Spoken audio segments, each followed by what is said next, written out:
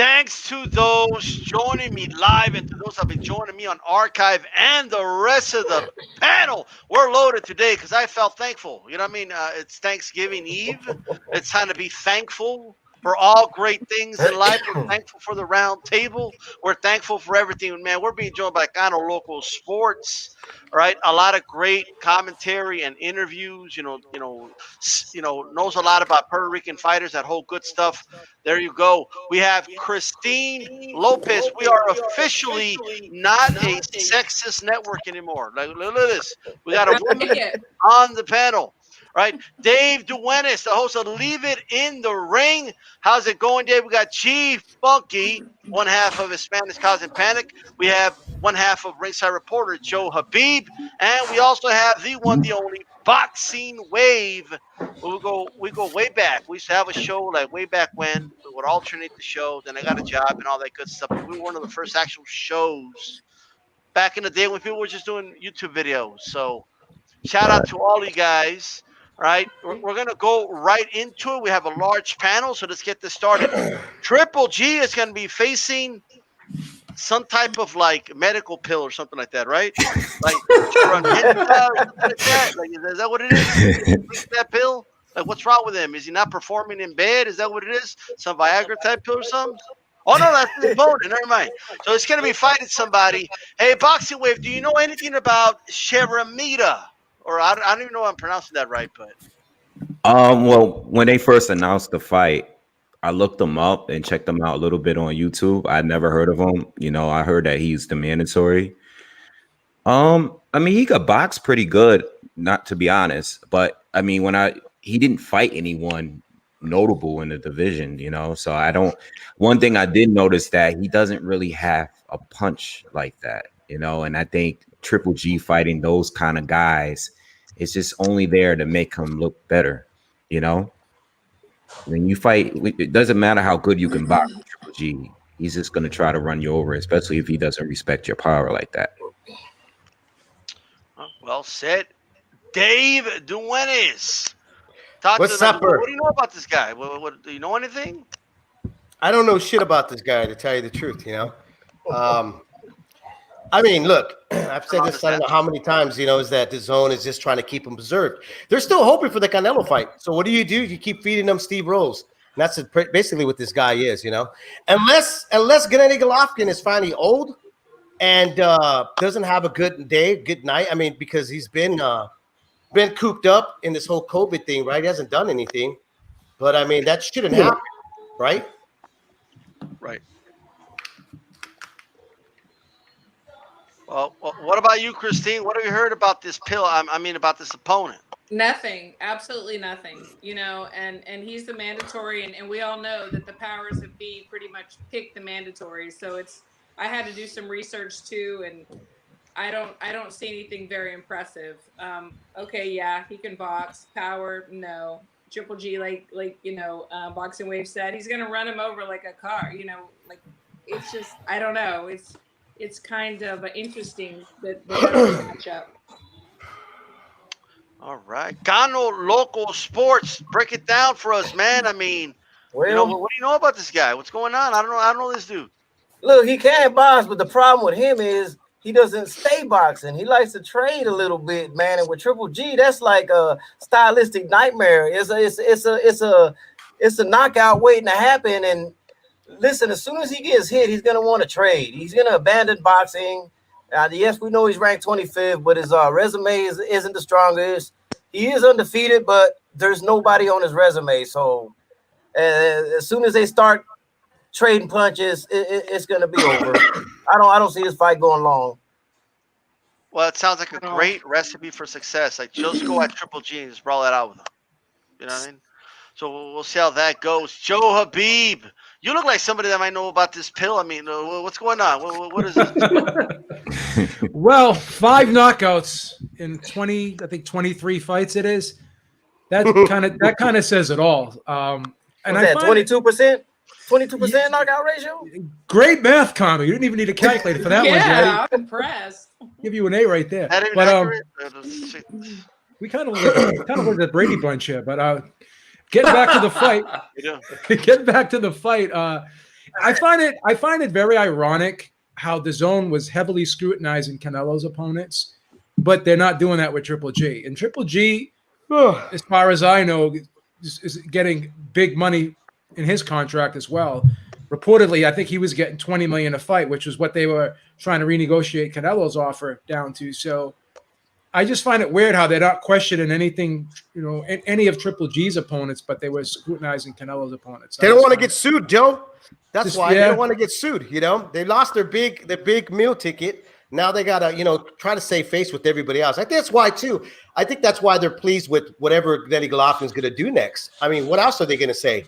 They probably have to hold on to him because right. Who else do they have? That's a good point, Dave. I think that's a good point.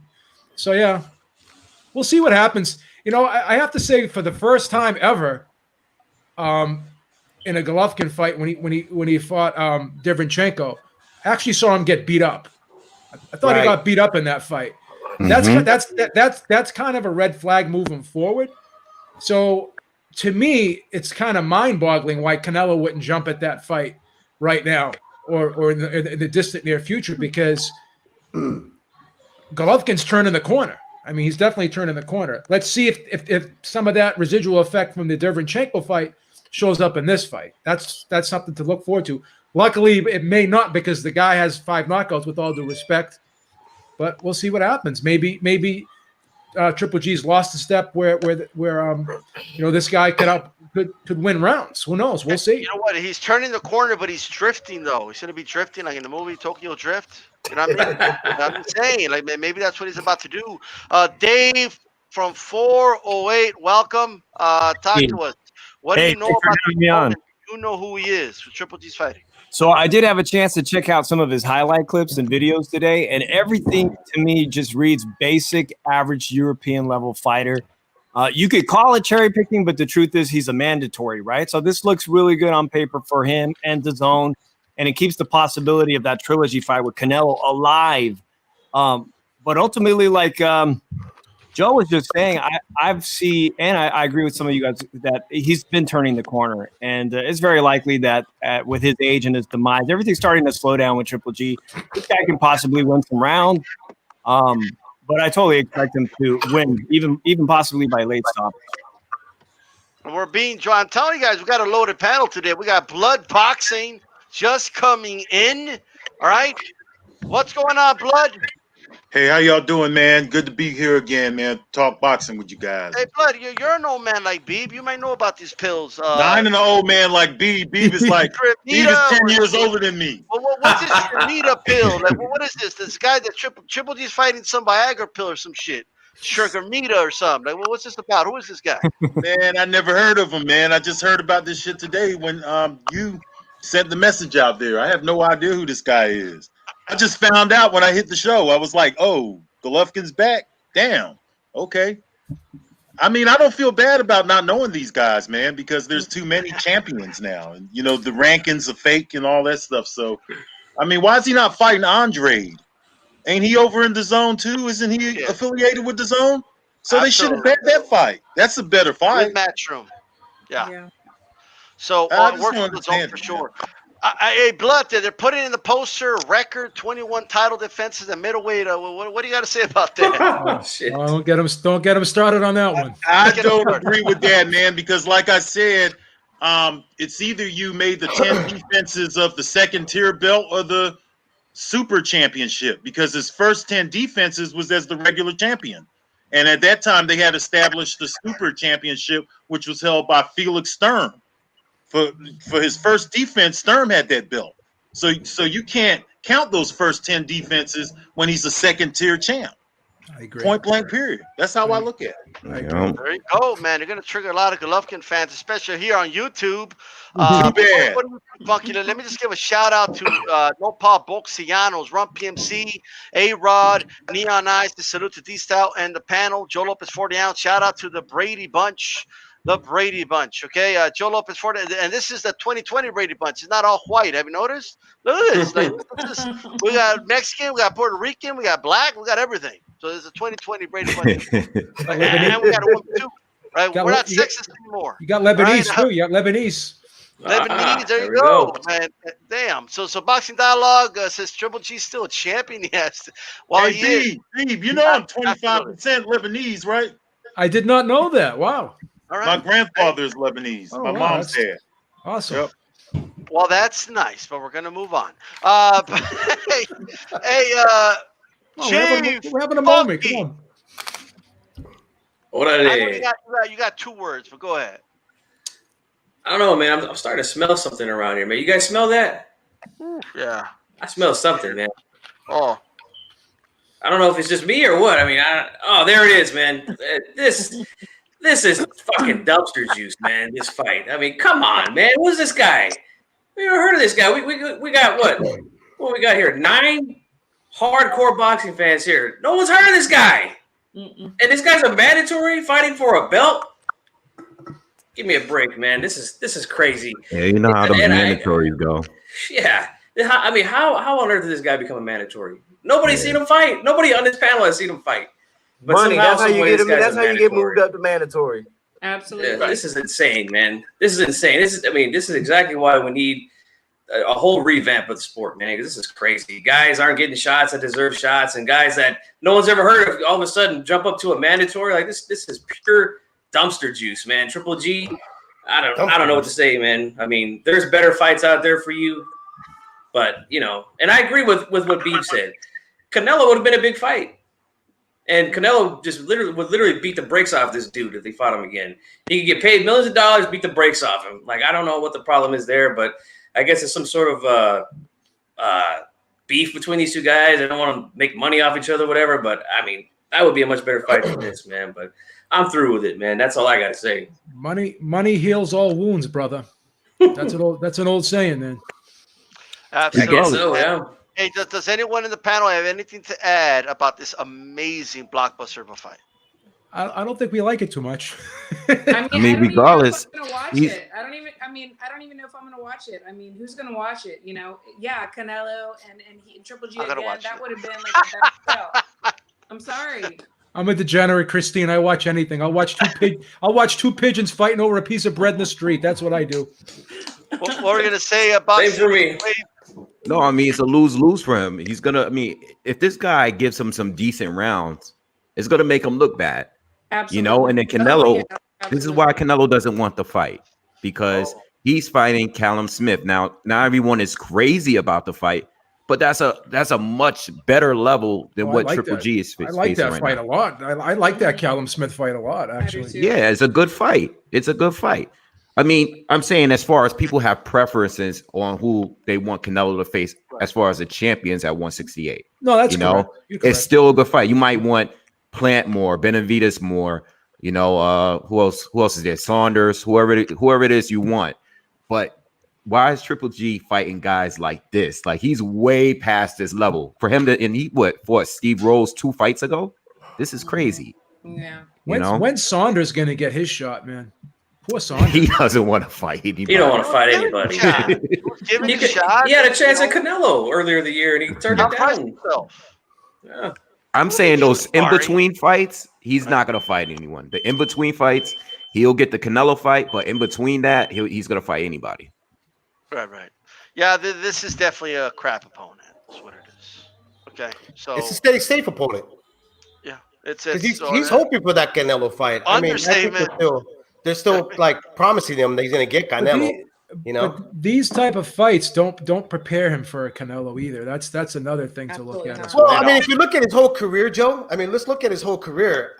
Give me really a definite fighter that really prepared him to step up. But just take Canelo out of the equation. Really. And anybody like that was an elite middleweight didn't really prepare him, because he was like getting guys that were smaller coming up, guys that were passed up. Jacobs. Well, I was gonna say and- Jacobs. And Jacobs gave him a hell of a fight. Yeah. I thought Jacobs won that fight. Yeah, a lot of I thought people. I had Jacobs it won that draw. fight as well. Yeah. Yeah, I had it a draw. But I mean, you know what I mean? Like, so I think the whole mirage about Gennady Golovkin is that he was created, like the image was built up as he was this Godzilla. And then, I mean, because I was in that category where I thought that Canelo wasn't ready for Gennady Golovkin. Yeah, I didn't think and so I remember, either. at 154. You remember that, Joe? And everybody was like, he needs a fight, Triple G. And I'm like, why? He hasn't fought nobody at 160 yet. Yeah. Then they finally People say waited. he was ducking Triple G. Right, they say he was ducking him, and then he gets in there with them, and he doesn't even like hurt him. Like this, you know what I mean? Like his punch, I mean, he has a solid punch, but it's the right opponent that he has to get. Well, you know I what definitely think he won the first fight, though. Yeah, I did too. I thought Same he won for that me. first fight. Same for Yeah. me. But it wasn't a I mean, blowout. It wasn't a blowout. While everybody was saying like, "Oh, Triple G's going to kill this guy in 2 I had it rounds." 115 to 113 for Golovkin. I had it 7-5, so I thought it was very competitive. Either way, I had Canelo winning that fight. I don't like it when people say it was a clear win for Triple G. that was a clear win for The me. first man. one, the first one was clear for me. Yeah, I I got thought it it pretty was clear for me. I thought it was I thought you pretty were on clear my for side, me. Christine. Yeah. I see how it is. You know what I mean? D-Style and I went back and revisited that fight, and I had to school him a little bit on how to score boxing. You know what I'm saying? I think that Jacobs fight really opened a lot of eyes in regards to assessing Golovkin, and it showed that he obviously he's a very good fighter, but maybe he was overrated. I think it's a fair assessment to say that. Yeah, I People think were so. saying he could beat Hagler in the fight, and there was members of the media will go unmentioned, at least by me, okay, that were comparing him to guys like Hagler. Yeah, Hagler. Okay? Yes. So, You got to tell me who was that, please. Come on, give up the name. I want to know who the hell did that shit. Everybody knows who I'm talking about. It's one of those like everybody knows, but we're not going to put the name out there. Okay. Look, I love to name drop. Go ahead, Joe. Give me the name, please. I gotta hear the name. I'm not going to stop anybody from name drop. I'm just saying I'm not going to. Give me the name, Joe. I gotta hear this. Is it I want to know. it's Dave not Duwen, I'm playing. is it, it's not Kevin Ioli, is it? Or Dan Raphael? No. It's not one of those guys. I mean, I don't know what they would have said, but It's not them? Dan Raphael was saying that Margarito beats a Prime De La Hoya, so it is what it is. Before he changed his mind about him. So that's that. But we're gonna go ahead and proceed here. Andy Ruiz, I mean, boxing scene doing some great journalistic stuff. I mean, they just put out a story that Manny Robles, revealed. I mean, this is shocking. That Andy Ruiz didn't properly prepare for the rematch with Anthony Joshua. I mean, I could have sworn I'd seen that story a million times, but they just put that story out yesterday, and it kind of brought me to this because I keep seeing this Team Canelo thing, and the simple question is, Andy Ruiz, will it work out with Team Canelo? 408. I'm going to start with you. Is this going to be a success story, or at some point will they fall apart? Oh, no, they're going to fall apart. I'm so happy you segued into Andy Ruiz because today is a historic day in boxing. It's the 40-year anniversary of Roberto Duran's No Mas fight, the fight where he quit in the corner. It's been a lot of controversy about that. That's what Andy needs to say when they offer him food. No mas. You know what I mean? Exactly. No mas burritos. Okay. But he won that first fight. This was a rematch. And he won that first fight and something happened in between the first fight and the second fight that mirrors exactly what happened to Andy Ruiz. He became complacent, and they say he fell into drugs, alcohol, food, and whatnot, and he blamed it on some digestive issues that morning in his corner. And all the history books say there was nothing going on with his digestive issues.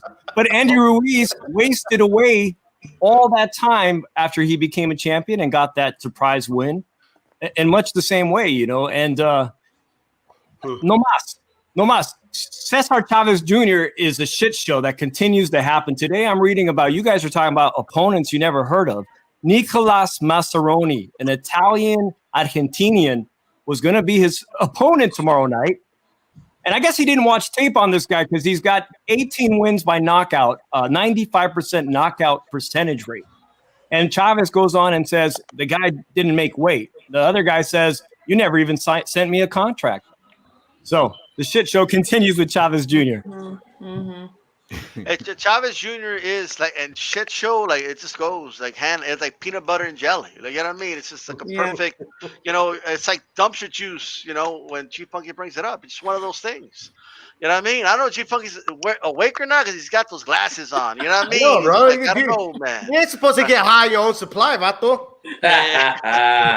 Hey, yo, but that was great for Andy, let me tell you something about Andy Ruiz, bro, and look how smart Eddie Hearn is. You got to give Eddie Hearn credit, man. That dude was rolling in tacos and all types of buffets at Andy Ruiz's locker room, and he was eating tacos with like the Saudi prince and everything. I couldn't believe what I was seeing. I'm gonna fight Anthony Joshua in a couple days, and you're munching out on tacos with the Saudi prince, bro. Like, what are you doing? Mm-mm. Okay, and he's showing off like how he puts the like the chili. Like he's a master at eating. Like, let me tell you something. He is a scientist at eating tacos 100%. Cano Local Sports. Is Andy Ruiz going to stay focused? We're not just one fight, but multiple fights with Team Canelo. Is he going to learn in that camp to be what he's never really shown his whole career? I don't think so. I think he'll be good for one more fight, and then after that, he'll get that nice, good, big win again, and then he'll relapse again. I just think it's in him, man. You know, you either are in it in the sport or you're not, and I don't think he's in it fully in his head. I really don't. All right. And Christine, what do you think? I agree with Cano Local Sports. I mean, I don't think he's disciplined. You know, if you're going to be Team Canelo, Eddie Reynoso, you have to be disciplined. I don't see the discipline there. You know, honestly, I just kind of wonder why they would even affiliate their name. Yes, he's Mexican. Yes, this and that. But I don't know. I just don't see it happening. I don't even see him being good for one more fight. Honestly, I don't. You know, he got a little But he bit said of he's money. focused. He went crazy. You know, he hadn't had that kind of money, and I think it'll happen again. I don't think he's gonna do it. And I wanted him to win. I was like, yes, finally, you know, but I don't see it. I saw an interview, right, where they were like, "Hey, Andy, how does it feel to be the world champion?" Oh, it's great. I mean, I went to with the people the other day. They gave me a lot of pizza, and I got to taste like different Right. pizzas. They were so good, you know. Come I on, mean, I stop love. fat shaming the guy. Come I on. don't know. That's what he Leave said. him alone. Leave him alone. He literally said that they were giving him pizzas, and he liked the love he was getting. Like, I'm like, what are you doing? But Beep, talk to us. Is he gonna, since you want to be the contrarian, is he gonna be a success story? Is he gonna prove us wrong? Is he gonna win the world title and be like, this is for my haters? I have, in that rematch with Joshua, I had the greatest case of cognitive dissonance that anyone could ever have. He stepped on the scale with his shirt on, and the thing said 283. And I was doing a video. I was doing like commentary of the weigh-in live. And people were laughing at me because the reaction on my face was classic. The eyes popped out of my head when I saw the 283. So then I started telling myself, maybe he's still in shape. I mean, he's a big guy. He's fought at 283 before. He's fought at 300, right. and he's still won fights. I tried to convince myself that everything's going to be okay when everyone was saying, "Beep, no, this isn't right. This isn't right. This isn't right." So too.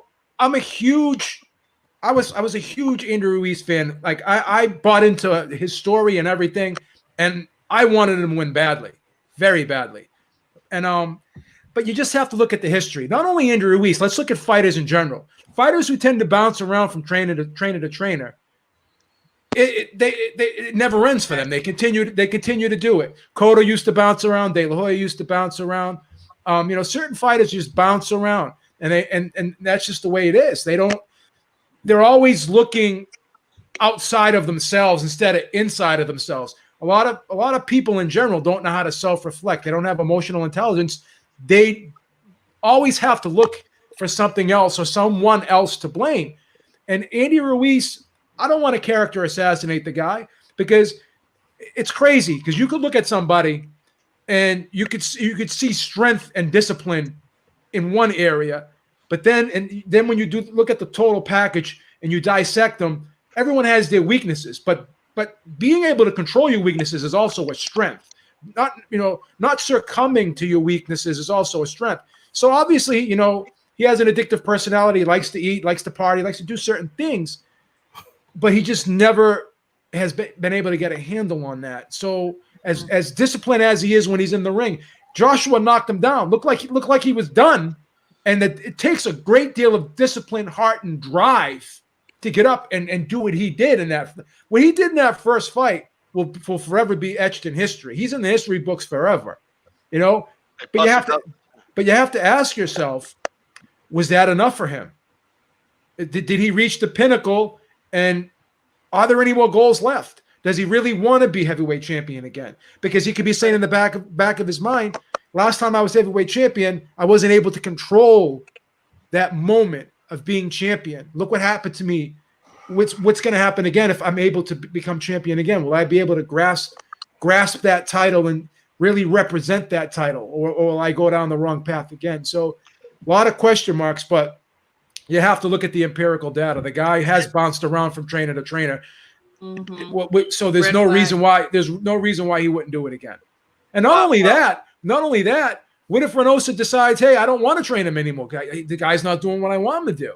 You know, there were a lot of people that turned him down. Our friend Teddy Atlas turned him down. He had a meeting with Teddy Atlas. Teddy Atlas said, no, I don't want to train him.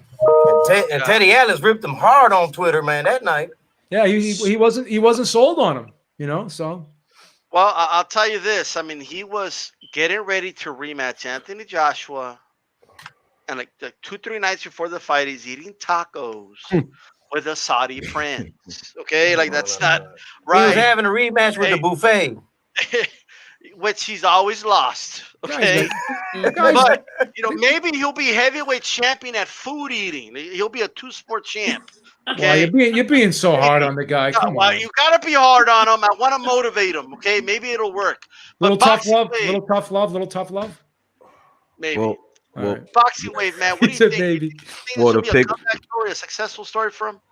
Well, to piggyback off what he was saying about his weight, I think I was going live too on that weigh-in, and I was sitting here thinking it was so high. I was like, nah, this has got to be part of the strategy. Like this is no way. I thought the scale was wrong. Didn't you think the scale was wrong, Boxing Wave? Yeah, I was like, I thought it was a mistake. I was like, I forgot about that part. I think a lot of us, I think people in the comments were saying maybe the scale was broke or something like that. I thought everything but the fact that he walked in there and was just overweight. I was making every excuse in the world. You know, no one would come in that heavy for a fight like that.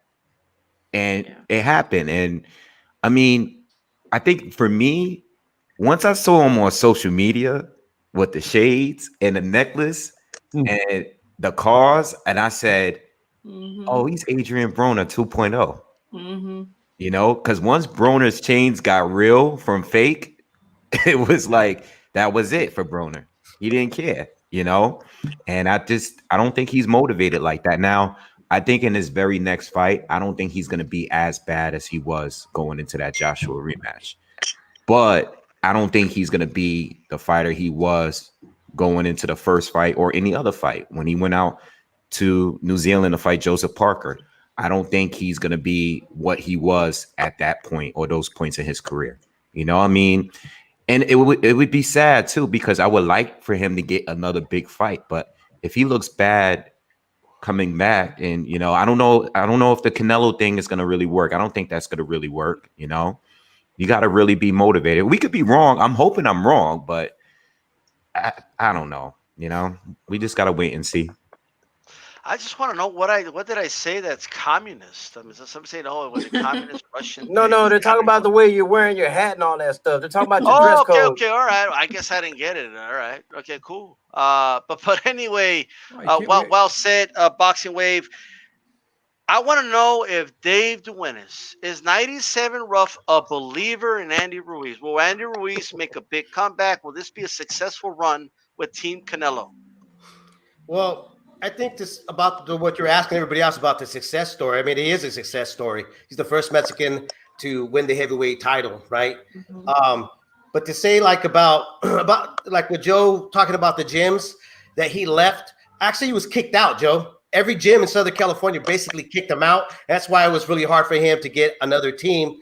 And Eddie Reynoso jumped on that and said, hey, I'll give it a shot. You know, the thing with Andy is that he's got all the talent. Before people there was so many people that didn't even know who Andy Ruiz was when AJ and Eddie Hearn picked him as a substitute, right? And everybody, I was like, when I did a show, I was like, Andy Ruiz is a bad match for AJ if Andy Ruiz trained. And guess what? He ended up training for that fight, and he came out and he did exactly what a lot of us didn't think he could do. I mean, I only know like Eddie, Ernesto Gabellon, a handful of guys picked Andy to win that fight. The problem with Andy is that it's not a lack of talent. He's a really talented fighter. Can he make a comeback? Yeah, he can because he's that talented. It's not it's not the trainer on his corner that's going to make him better. Because I don't think Eddie can honestly add anything to the arsenal of what Andy Ruiz can do. Andy's got fast hands. He knows how to put punches together. He's got a really good IQ up there. You know, the thing that he lacks, and everybody's pointed out, is the discipline part. You know, I mean, he got kicked out of Big Bear because he was lazy. He got kicked out of Freddie Roach because he was lazy. That's just what's it. You know, I mean, the thing that pisses me off with Andy, and I love Andy Ruiz, okay? You know, he's an awesome guy and all that. But the thing that pisses me off is like, dude, you won the fucking lotto. How do you just give it all away and not even fight for it? And then have the balls, you know, to go up there and say, I didn't train for this, you know? On that night when he lost the rematch with AJ, you know, some folks are making comparison to Roberto Duran, the no mas. And he didn't do the no mas. He had no gas left in him. It was AJ. It was AJ that did the no mas. AJ didn't want to trade with them anymore. You know, so not only both of them look bad that night. I mean, not just Andy. They both look bad that night. But with Andy Ruiz, can he make a comeback? Yeah, he can. But it's, do you really want to get up and be a world champion again, or are you just looking to get paid because he got tasted money and he can make big money by coming back and fighting whoever? It's I think that's going to be his motivation, but I don't think his motivation is to be the heavyweight champ. If it is, it's going to be a tough deal for him to hold on, just like Riddick Bowe. Big Daddy was another great world champion, but he lacked the discipline department. You know what I mean? All the talent in the world, but just that one little thing about them was that they just could not, you know, stay disciplined enough to stay champion. No, Paul says the great Eddie Reynoso will get him in shape. He will set him straight. He'll get him in shape. But I know, Christine, you've been in the gym like I have. When you see a fighter like that is doesn't have 100% discipline on there, he'll never have 100% discipline in his career. It's just what it is. It doesn't matter who the trainer is, you know, he could be a Hall of Famer. It is all on the athlete. What are they going to do? Are they going to listen to you? Are they going to be disciplined? It doesn't matter who your trainer is. Well, here's the thing. Reynoso has that magic touch. I'm telling you, but babe, all that thought beep. Just I need to go to Chief Funky, but before I do, just to clarify, I'm not saying that Andy as a whole is not a success story. Of course, first Mexican to win the heavyweight championship of the world, that is a success story. The question is, will his time with Eddie Reynoso be a success story? Will the time with the Canelo team be a success story? Will he relive the success he's already had? And that's the question I posed to you, Chief Funky. Is he going to have the same success at destroying opponents? Because he's Andy the Destroyer. Is he going to be the destroyer of boxers or the destroyer of like the buffet line? Tell me. I think G's sleeping, dude. I think he's gonna do both, man. Look, I'm not ready to give up on the kid yet. I agree with what Dave said. He's very talented, man. I honestly think he's the most talented out of all the heavyweights right now at the top. He just lacks the discipline, you know. And I do believe that people can change their behavior. People can turn things around. It's just a matter if he's willing to do that. If he's willing to sacrifice some of these things to become the world champion again. Because I honestly think he can, if he turns things around. Now, I've had my criticisms of Reynoso. I haven't really seen a whole lot of success with anybody else other than Canelo down there. Yeah. So, you know, but one thing I can say about those guys that train with Reynoso is that they all come in good shape. None of them miss weight. You know, that's never a problem down there. I don't really think that there's much that he needs to tweak as far as Andy's boxing skills go. But just keeping his ass in the gym and keeping him disciplined. And, you know, but a lot of that's on him, you know, and that's a question that, I mean, really none of us could answer. That's on 100% on Andy Ruiz to decide if he wants to become the champion of the world again. Is that the bar? Is that the like being in shape and coming in shape to a fight? Is that the new bar in boxing now? Like, as long as you come in shape. For Andy, it is. It really is. It really is, because you could be very talented, but if you're not in shape, the person that is more in shape is going to beat you. You can take punches better. You can keep going. You know, it doesn't matter. Like, you have to definitely be in shape.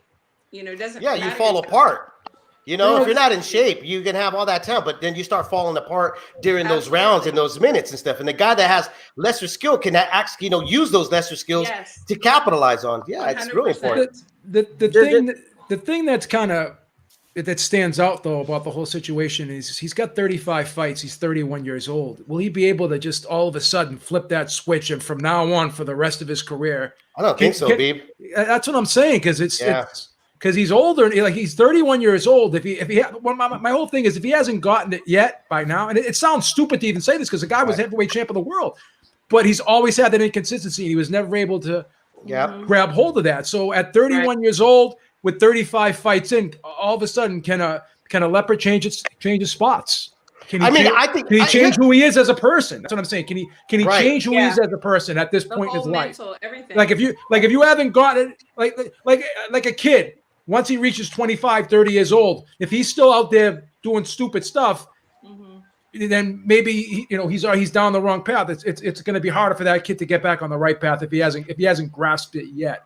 Bob Arum said it. Same thing with Andrew Ruiz, Bob Arum said it very, very well. He said, this kid will get in shape for one fight, and then he just falls apart, right? Like like in the Parker fight, he was in pretty good shape for that fight.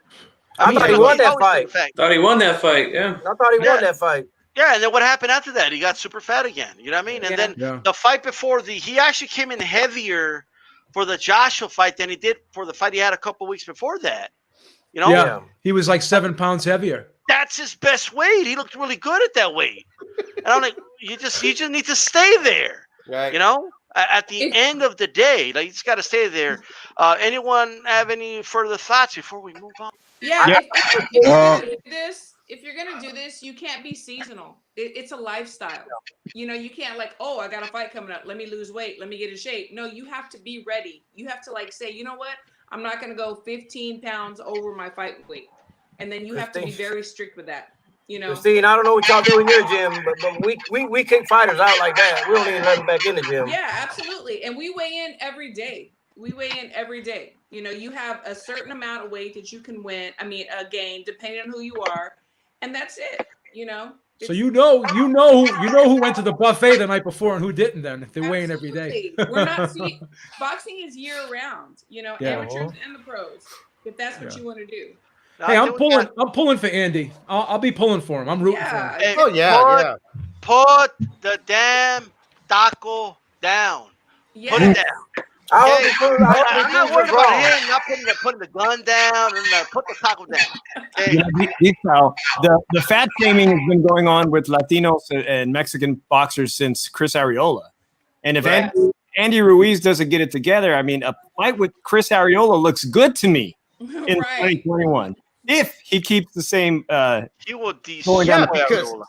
I don't know about that because the one thing about Chris, he comes to fight. He comes to fight though. Tremendous heart, but he came in short twice. Where Andy, that's what differentiates both of those fighters is that Andy didn't come up short when he had that opportunity. Okay, listen to me, Andy. Put the taco down. Blood, you there? Yeah, I'm here, bro. I'm here, man. Is he gonna make it to the mountaintop again? Well, see, Andy Ruiz turned from a hungry fighter into a hungry fighter. In fact, Andy know everything about food, man. He's a lazy fighter. You talk about tacos and burritos. No, let's talk about them pork belly strips. Andy makes a mean brisket. We saw Andy, boy. Andy was out there barbecuing, having a good time. Not only does he have skills in the ring, he got skills in the kitchen. He got skills on the grill. He got skills at the table. And his skills at the table and on the grill supersede his boxing skills. You understand what I'm saying? He even created the Andy Ruiz bacon burrito. That's right. He lied to us. And he posted some camera angles and some black T-shirts and made us think he was slim. You remember he was doing that for a while? He was going around lying to us and putting on these black shirts and standing in these funny angles and looking all slim and sucking in his gut and trying to but you know what? I knew he was a discipline. You know what? I figured it out when I saw him in that 1996 Versace shirt. I thought he was gonna make a video with Fat Joe or something. In fact, Andy Ruiz had a rap video. I don't know if y'all saw the rap video, man, but Randy Ruiz was having a good ass time. I mean, he You was did out see on his he was on the Instagram block. model. He was all in the neighborhood and shit. That shit looked like a neighborhood block party, barbecue / barbecue. His whole body was the neighborhood, man. Let's be honest. I know. I heard they changed his nickname. They changed his nickname to the Boxing Burrito. That's his new nickname, the Boxing Burrito. But No, I'm is it fucking with possible y'all. to put success in a taco? If that was possible, this dude would be unstoppable. Now, Andy Ruiz, man, he's actually a really skilled fighter, man. You know, he just didn't come in shape for that Anthony Joshua fight. He let the success get to him. But if he could get back in tip-top form and get disciplined, man, and like you guys said, at age 31, you know, that's father time is creeping up on him. So he needs to get busy right now, man. Get back into the gear of things. Come into this next fight and show us that he's serious, man. I wish him the best, though. I hope he could get back on track. He has the fastest hands. He has he's really good on the inside, too. I actually think he'll give Tyson Fury some problems if he comes in good shape, you know. But, you know, he's not 6'2", by the way, too. BoxRec says he's 6'2". I don't believe that. 6'1", right? So he's 6'1", right? Yeah, he's 6'1", I think. He doesn't look it to me. I think he's 6 feet on the nose. Probably, Joe. Yeah. Oh, he mentioned that photo that came out. I remember that Photoshop photo that came out that made him look like jacked. And I was actually kind of nervous for Joshua after seeing that photo. And then him coming in at 283, I was like, yo, what happened? I'll tell you what. You don't caught that right away. Women caught that shit quick. Like, oh, we use those. We do that. We do that, Yeah. you know. Yeah. Like, Yeah. she looked that thin when I met her. What's going on over here? Like, And no. Andy Ruiz was calling his inner Instagram model pose. Is that what he's doing? Yeah. He's a master at the angles too. You could tell. You know what I mean? He takes it at the right angle and everything. I'm gonna call him. I need some pointers. Come on, like, there was a video that he released. Okay, I gotta call him out on this. Okay, Andy Ruiz doing jump rope. Like he's literally like not doing anything when the camera rolls, and then he starts doing the jump rope. Come on, Andy. Gosh. Come Well, on, and it was did you guys- 5 seconds long. Come on. Did you guys see that one video where he was jump roping and then he went with one hand and he pulled up a torta and he started biting the torta while he was still jump roping? Pull it up. Hey, I don't know if you guys know this, but he's actually got a YouTube channel now. Mm-hmm. Andy Ruiz Jr. So he's got videos of himself lifting weights and training, all kind of stuff. So Yeah, it's I like don't a know, little man. mini documentary he's doing on there, right? Yeah. I think he still destroys Areola regardless. Oh yeah. Yeah, Yeah. I mean, I think a fit Eating Andy content is or going to give him a lot of fight? problems, you know? Yeah, Areola's been in too many wars, and there's an age gap, Right. a big age gap. Absolutely. I Well, think the it's hand speed is too much for Areola. Like, wait, it's too fast. You know what I mean? Yeah, I just think that Areola is going to, you know, I mean, if he's going to come to fight and Andy's not serious, it's going to be a lot harder than we think. You know what I mean? And you know what? Areola didn't lie to us. You're like, yeah, I'm fat. So what? I love pizza and Corona. He was just transparent about it. Andy Ruiz like, nah, this time I'm gonna work really hard. I want to be the Mexican AJ, you know, like get the fuck out of here. He said he wanted to be the Mexican AJ.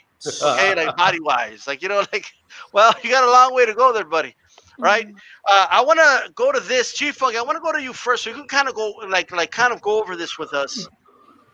Tyson Jones, like they're doing two things. Like they're selling the fight, but then they're like revealing the rules. Can you go over the amazing rules with us? And these are amazing, let me tell you. So according to the information I got, 8 rounds, not 10, not 12, but 8 rounds, 2-minute rounds at that. I've heard different things about the headgear. The source that I got this from, they said it was there's going to be headgear, but then I seen other people today saying that there is no headgear, so I'm not quite sure on that one. 12-ounce gloves instead of 10 for regular heavyweight fights. Now, the California Staff Athletic Commission used this term to the press when describing the fight. They said this is going to be like hard sparring. Right. Hard sparring. People pay $50 to watch hard sparring. All right. Also so says no that. part, huh? Yep. And also, no official winner because there's no official judges, although there are celebrity guest judges. And you cannot be knocked out. Now, I want anybody here on this panel to explain to me how do you stop a knockout from happening when you got two guys punching each other. I don't understand how that's going to work out. But not only that, but they're going to have a mini concert in between these fights. So these guys are going to be walking out to the ring at 11 p.m. Pacific time. So you guys over on the East Coast, that's early in the morning for you guys. You know, well, these guys are going to be walking out. So the special judges are Christy Martin, Chad Dawson, and Vinny Pacienza. Yep. So, yeah, that's Chad pretty much Dawson all the is information I out of got, place. man. Yeah. Like Chad Dawson just out of place. That's like I'm like, okay. So how do you stop a knockout from like happening? So in other words, They took that off of there. oh, they took it out. Thank God. Yeah, they took it off of there. You know what I'm saying? Yeah, they took that off of there. It's like, Can't happen. oh, They're changing rules like there's no what tomorrow. happened? Oh, you know, Roy Jones went to, he's taking a nap. You know what I mean? Like, he didn't get knocked out. He's just taking a nap. You know, taking a nap, everybody. Hey, Dave Duenes, talk to us. What do you think about the rules for the fight? Are you pumped up? Are you pumped? No, I don't even care about the fight, honestly. I'll pass it on to somebody else that wants to talk. I don't care for the fight. I think it's stupid. Man, You know, Duenes. I think it's Lost for ridiculous, words. man. I'm not lost the words. I mean, I think I've already talked enough about it that to say, like, this is a joke. I mean, come on. This is a money grab. Good for them. I'm happy that they can make money still. But, I mean, even the undercard, you couldn't even make the undercard worth it for us to tune in to watch it. Jesus, Yeah, man. that's pretty bad, man. It's freaking bad, you know? I mean, enough with the experiment. We experimented with a reality fucking president, and now we're experimenting with YouTubers as boxers. Get the fuck out of here, man. Yeah. Terrible, You know? terrible. I'm not Man. going to earn my money like that. So no. Terrible. Yeah. Terrible. So I have a question, Kano. If they took away the no knockout rule, like somebody can be knocked out, so does that mean that there's going to be an official winner now? Because There's definitely gonna be an official winner. Everything I heard that it was 12-ounce gloves, like you said, 8 rounds, 2 minutes, 3 judges: Christy Martin, Vinny Pacienza, Chad Dawson. KO's allowed because there's no way for them to enforce them not to be able to knock somebody out. Standard foul rules. Of course, they got that WBC belt on the line. They got VADA testing, but they're waiving the marijuana out of there. So, you know, Tyson can still smoke his marijuana. Which is good. I mean, it's Jones might hit him with a preventable, body yeah. shot and a puff of smoke come out. You know, Yeah. I'm just telling you the Interesting. latest. Yeah. No, but well said, Con. I mean, I'm glad to hear that. I don't even know how they were going to enforce that anyway. Literally, if you stop the fight because one guy can't take punishment no more, it's literally a stoppage by TKO. Like, Yeah. what do you mean? Well, is crazy. Mike could have done what he did last time in the sparring session, you know, when they had that big exhibition. He hurt the guy. The guy was about to fall. Mike grabbed him and held him up and basically danced with them for the remainder of the minute. You know what I mean? He could have done that with Roy. That's one way of preventing a knockout. That's true. Hey, Boxing Wave, are you pumped up about this fight? Like, well, are you pumped? Are you ready? By I the way, think, it's at 2 a.m. your time, I think, the fight. yeah, I think I'm not. Well, let me just say this: I'm not mad at the 2-minute rounds though, because I don't think either one of them really want to fight for a full 3 minutes. I don't want them to get burned out, neither one of them, especially Mike, because Mike is the one that would probably be the aggressor between the two, you know. And I'm not pumped up because I just feel like I was pumped up in the beginning, and then once these weird rules started coming out, it kind of made me feel like I think the night of the fight, we're gonna get something. We're gonna see something that we're not expecting to see. I don't know what it is, but the fight is not going to be like we think it's going to be. As good as they're making these Tyson training videos and stuff look, something is going to be off that night. I don't know what it is, but something's going to be off. And like, you know, someone said earlier, the undercard is like, it's really, really bad. I don't care for the YouTube people, celebrities. You know, I know Bottle Jack is on the card too, but like, that's not going to, I'm pretty much ordering the fight for a fight party. Like, we're just having fun, having some drinks, having a good time, laughing. Just, it's not supposed to be a real serious thing, you know? Right. I don't even know. I haven't decided if I'm going to get on live or not. I don't even know, because if I invite a few people over and something said in there, I don't even want it to be, you know, we're all drinking and stuff. I don't think I want to be on here. So I haven't decided, but I'm not really that excited for it leading up to it now because I think something's a little off. It's just a money grab, and it is what it is. Yep. Well said. And by the way, guys, make sure you throw a jab in my like button. Let's get those likes up. If you're listening on archive as well, make sure you share this video to all your social media platforms. Blood. I mean, I think you're kind of in the opposite from Dave. I think you are looking forward to this event. Like, what are your thoughts Hell on it? yeah, man. I'm looking forward to seeing this shit. You know what I'm saying? These guys, they want to fight. They're two old guys, man. And I just hope none of them get hurt. That's all I got to say. I think I will favor Mike. I don't really know. I think what's going to be off that night boxing wave is their age. Shit.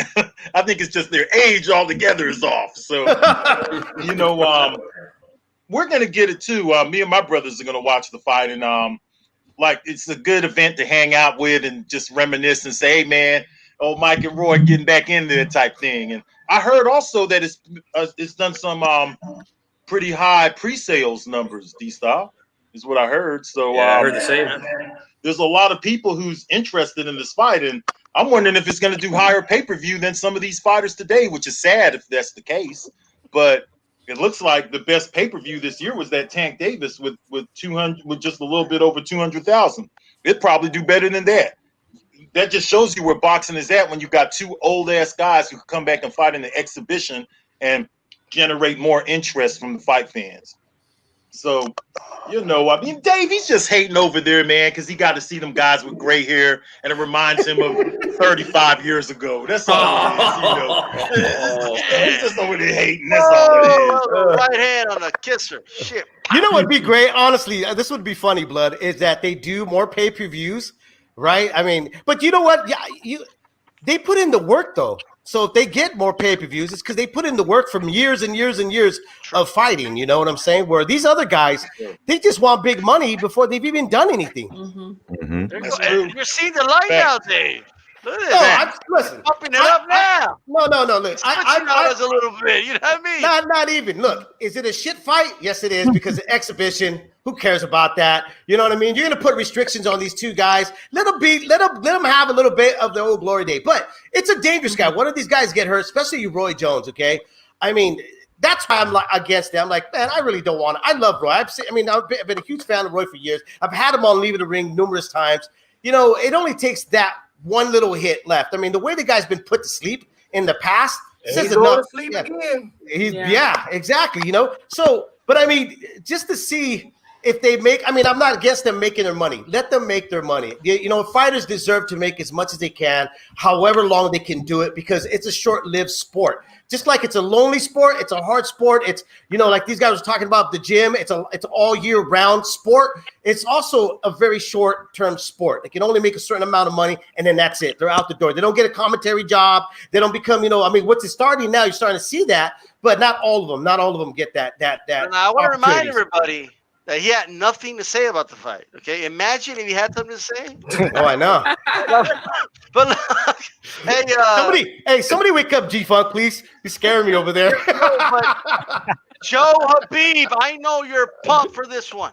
I know you're pumped. I know that you all guys are supposed to be supporting this anyway. Like, you're supposed to be all for this. I'm 51 years old. I have to support the 50 and above club. I have to do that. All right. Yes. And this is where the sickness comes in, because I already bought this thing on Monday. So that's how sick I am. If I'm going to buy Roy Jones versus Bobby Gunn on pay-per-view, I'm going to buy this one. So I am excited about this, because the curiosity factor always kicks in.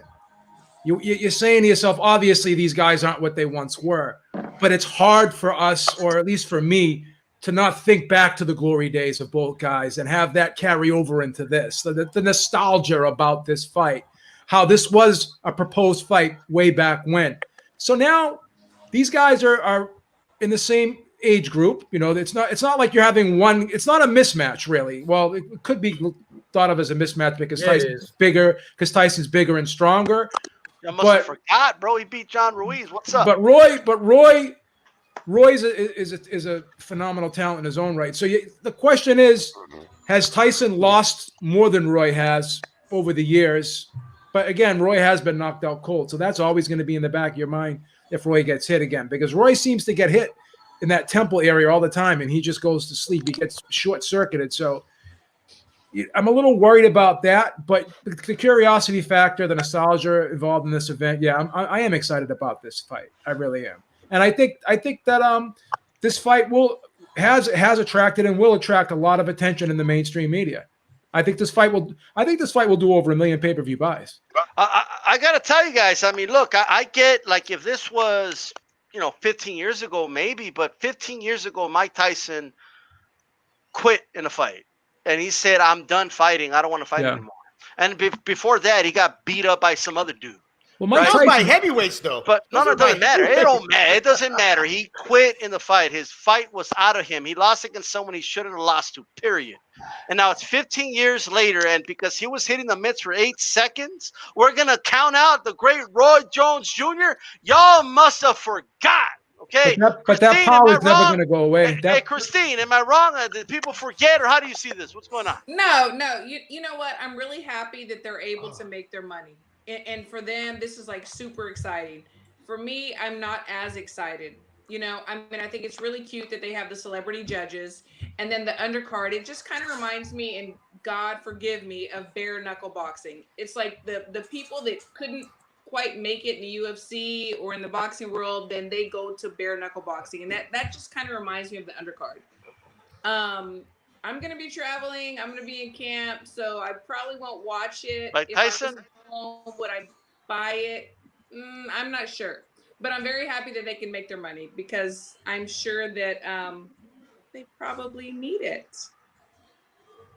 Yeah, she didn't back me up in what I said. I think I'm alone. And nobody has Roy Jones here?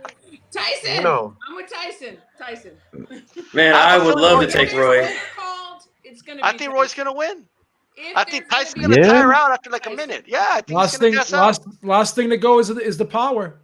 He wants to put money down that Mike bites him. I put money down for that. Damn. Even if Mike gets tired, though, what is Roy gonna really be doing in there? Well, it's only 2-minute rounds, D-style. So how are you gonna get tired? How are you gonna get tired in 2-minute rounds? He's old. He's washed He up. smokes a lot too. He's got a lot of drugs in the system. Roy Jones been in professional 2 hours a boxing day fights. on the treadmill. 2 hours a day on the Roy's been in treadmill. professional boxing fights. You could 2 say hours a whatever day on the treadmill. The Roy cardio Jones is up beat to the par. bare knuckle He's like champ. the Beeb. He's got a treadmill in his house. Roy Jones beat the bare Come on. knuckle champion. I mean, just keep in mind that they're saying that Tyson Fury only beat Wilder because he's the bare knuckle guy, while Roy Jones beat the bare knuckle champion. You Okay, can't stop that's what us. he did. You can't Think stop about us. that. Tommy Gunn. What's the dude's name? Not Tommy Gunn, but some Gunn. He beat him. All right. Roy Jones did. He knocked out an MMA fighter in a boxing fight like 2 years ago. But he's been active though.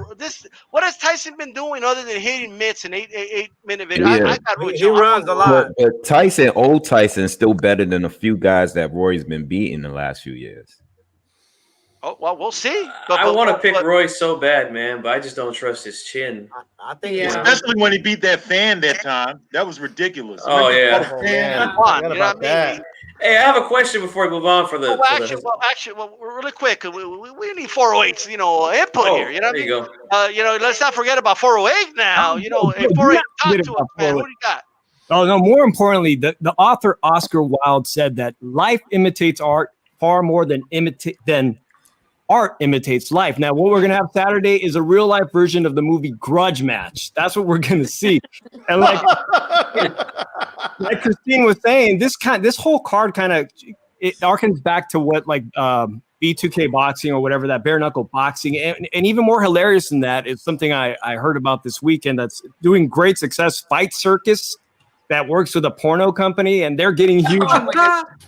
This is kind of a circus like that, where you're going to incorporate music and then celeb YouTube fighters and whatnot. But DAZN tried that with the Boo Boo Andrade fight earlier this year during the Super Bowl. Not only did that main event start way too late, most people had tuned out, but even the rapper that they hired, NLE Choppa, he came in and lip synced half the song, and then I guess he did some verses were lip synced, some weren't. The whole thing was a disaster, and that included YouTube fighters. I think the numbers will be pretty good because people are looking for an alternative like Fight Circus or bare knuckle boxing or some kind of hybrid of where the world is mixing comedy and entertainment and music into some kind of an event. But where does that leave us real boxing fans? Yes, absolutely.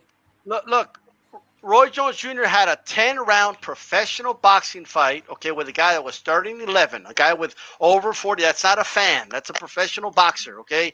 10 rounds. He fought Bobby Gunn, knocked him out in the 8th in 2017. Okay, he knocked out Rodney Moore, again, a guy with multiple fights. He's not just a fan. This is an actual fighter. He went 10 rounds with him. He's had multiple 10-round fights in the last 15 years. Mike Tyson hasn't fought since like 2005 or some shit, and he quit in that fight, and he said he was done with boxing. I'm not as confident as some people are at all. I think Roy Jones he's gonna outpoint him, and the judges, including Chad Dawson and Pat, and all that good stuff, are No gonna, doubt that the exhibition will be fun while it lasts, but it definitely feels like celebrity boxing to me. Yeah. Yeah, definitely. Non-boxing Absolutely. fans are, like, so excited. I mean, people that don't even watch boxing, they're like, "Oh my God, Roy Jones, Mike Tyson, are you gonna watch the fight?" And I'm just like, maybe. It's like I'm the same. they're coming out of the woodwork, But go ahead. and that's why we have these numbers with the pay-per-view.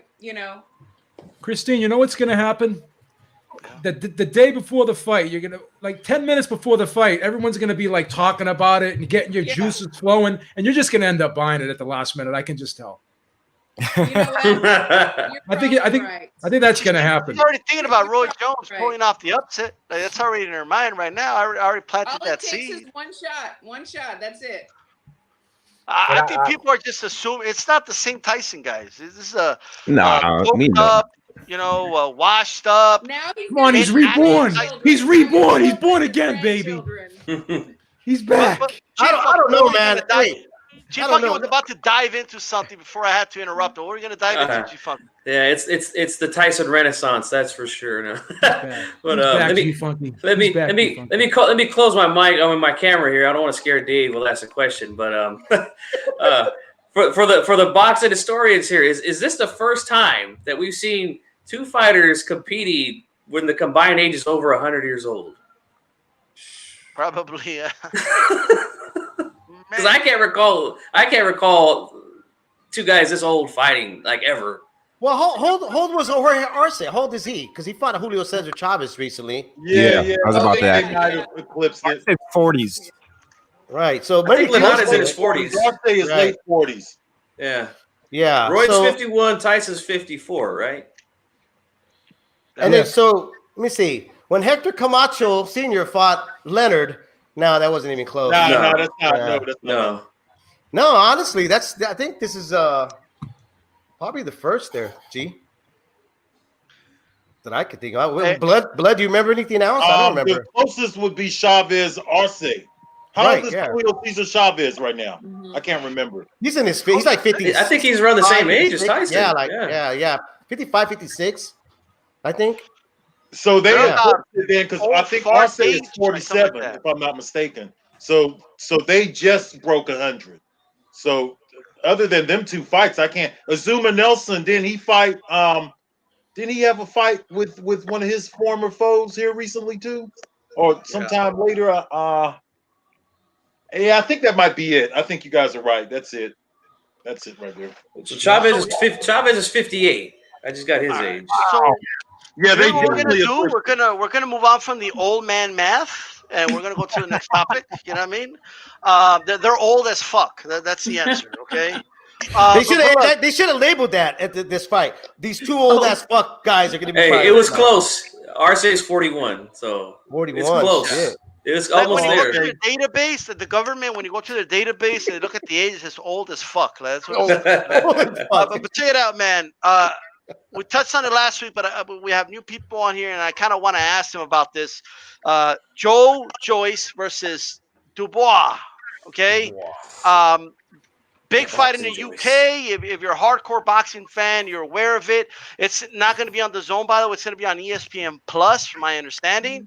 Boxing Wave, I want to start with you.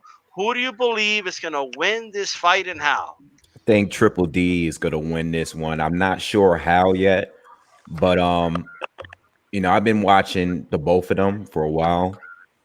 Joe Joyce is obviously the much more experienced fighter. I mean, he fought in the Olympics. He's fought a lot of people in the amateurs. He's definitely the more experienced, but I haven't seen much improvement with him at all. I mean, even from back then.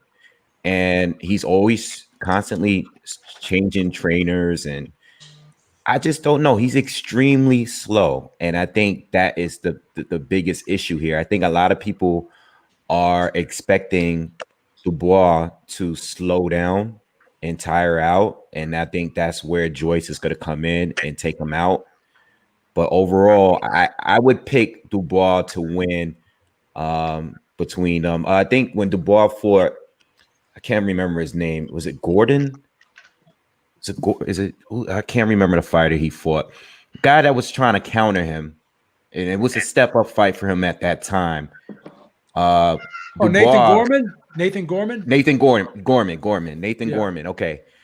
When I look at that fight, it kind of sold me over a little bit because I see that Dubois was able, he realized that he was getting countered and this guy was trying to counter him. And I like the way that he changed it up a little bit and started working behind his jab, throwing the double jab, triple jab, and throwing that right hand after that, and I think he's going to win as far as rounds or even by KO. I think he's just a little bit more polished right now. I think Joyce, he's big, he's strong.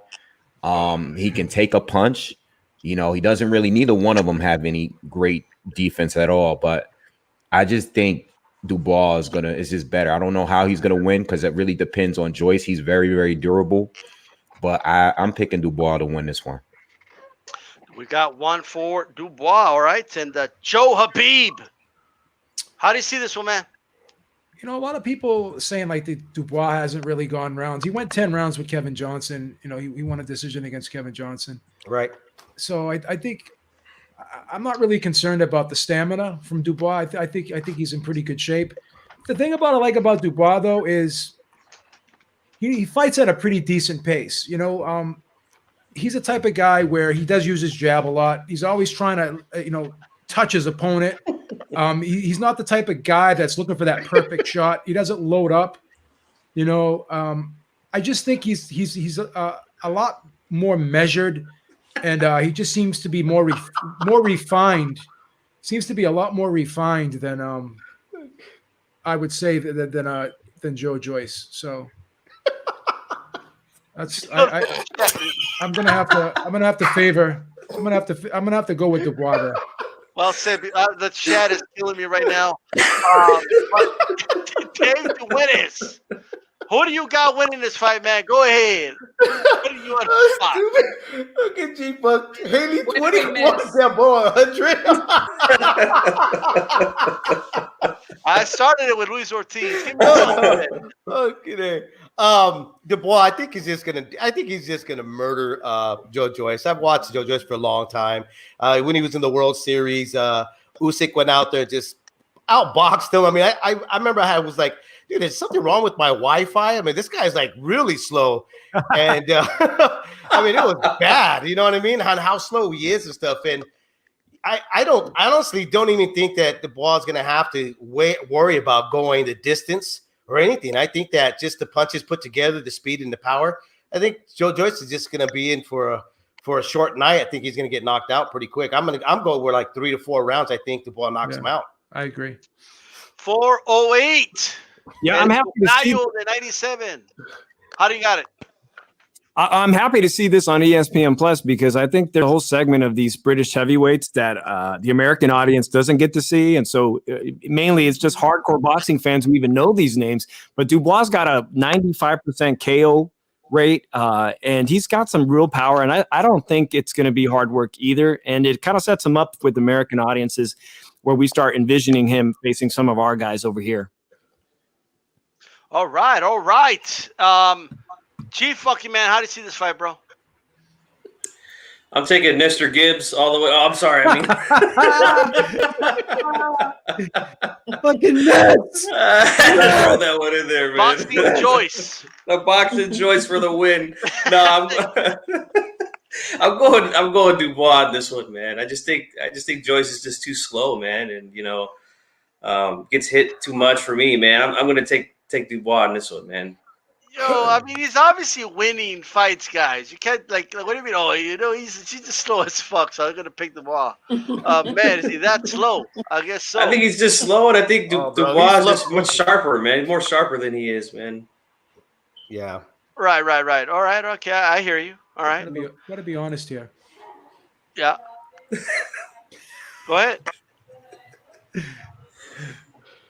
Oh boy. No, I was just saying we have to be honest here. That's all. I mean, Mr. Gibbs. I mean, Joe Joyce. He's not the really fastest car in the driveway.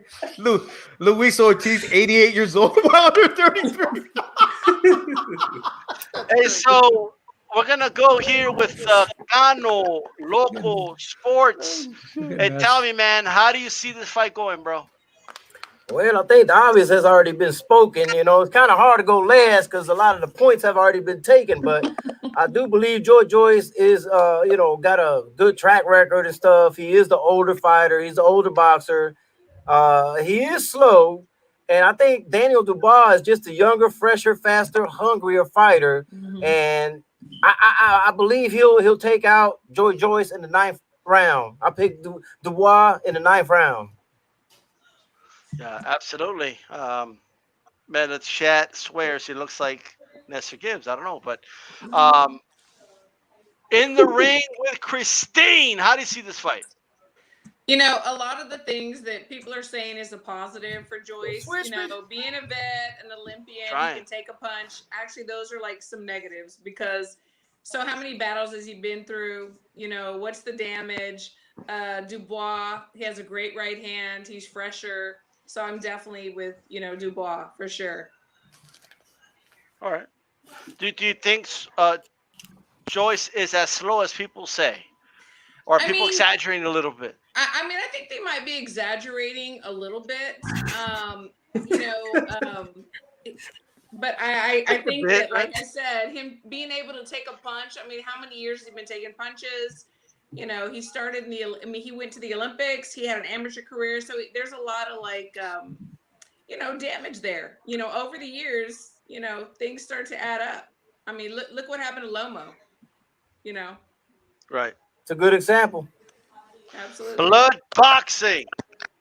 Talk to us, man. Who's going to win this fight? I think that Dubois, he's going to knock the carefree juice out of Ortiz. They're going to spray the whole first row with lustrous pink oil. Nobody want to talk about that. We're going to see the replay of that lustrous pink oil in everybody in the first row. I hope they have their masks on tight. No, I think it's going to drag on a little longer than people think, though. I think it goes into the late rounds. I think that they're going to fool each other out a little while. I have Dubois winning it somewhere but 10 rounds, maybe 9 or 10 rounds. You guys hear that? Yep. Yeah. No, you hear it? You don't hear it? Mr. Boxing, look, he's thinking about the same way I am. I'm just picking him in the 9th. Oh, we're trying to connect. That's Joe Joyce loading up his punches right now. Oh, yeah, you a fool, man. You a fool. No, but in all seriousness, shout out to Mr. Boxing Day says Joyce is durable, strong, and has a good chin. Maybe Joyce can overwhelm and rough up Dubois on the back foot. And hey, at the end of the day, I mean, we're gonna eat a lot of crow if Joyce wins this fight. Okay. Especially the way people are saying he's slow and calling him slow Joyce and all this and that. You think both guys get knocked down? Do you think both guys get knocked down in this fight? No. I wonder if Joe Joyce gets knocked down. If he does get knocked down, is it going to be slow, like slow motion, the way he throws the punch? Be like Steve Austin, the Bionic Man. Make sure you hit the mat. I will eat. Make sure you hit the mat. Slow motion for me. Slow motion for me. You know what I mean? Oh, what was that, Christina? I said I will eat crow if it's asado. That's the only way. I'm gonna have I'm gonna have the crow in pozole. You know what I mean? That's the only way I can eat the crow, right? Like menudo style. Shout out to Curtis Sanderson, Salute Style Panel. How's it going? And yes, it is a slow ass dial up for sure. Of course, we're exaggerating, but that's a good fun. But I will say, he is fucking slow. You know, like, he really is. His hands beat it slow. You know, he even had Antonio Margarito go like, "Hey, this guy's fucking slow, bro." Angulo was like, "Bro, like, come on, hurry up." Yeah. And him and Angulo are competition about who's faster. That's bad. No. All right, I'm gonna open it. We actually went through, we breezed through everything here. So I just want to open it up to the panel. Any panelists have any topic, anything you want to bring up? Yeah, how do you hold the pad? How do you hold the pads for a guy like Joe Joyce if he's like so slow? You have to go like. What do you have to go like? How do you do that, Christine? You gotta meet him. You gotta meet him halfway with it. Like normally a trainer would just go like this, but when you're doing it for Joe Joyce, you got to reach out like 3 feet, just so you can touch him. Hey, D-Style, what was that shit you were saying that time, D-Style? Oh, go ahead. Sorry, I'm ma'am. sorry. I saw something really funny on Twitter about possibly I don't know, some heroin being passed out in a corner. I don't know boy. if anybody else saw that. No, please. Let's start with blood boxing. No. Blood. What do you have to say? How bad it is, man. Hey, man, listen. I think Joyce just landed a punch. Listen. You know what? I don't know what to say about that shit right now, man. Because y'all came out with that shit. Y'all hit me hard with that one. I didn't think it was coming up, man. I don't know. It's just been over the top, man. This whole Deontay Wilder shit, man. I'm actually gonna try to move on past it my damn self. I'm tired of it, man. Just sign the third fight and let's get it on. Yeah. I want to give you some credit though, Blood. I think that those panels you've been having have been good, man, because it's been an opportunity. It's been an opportunity to hear, guys on both sides. I've been dying to talk to some of these guys that are on the Glovegate side, but they just, they don't come around when I'm live. But you've done a good job with that, man.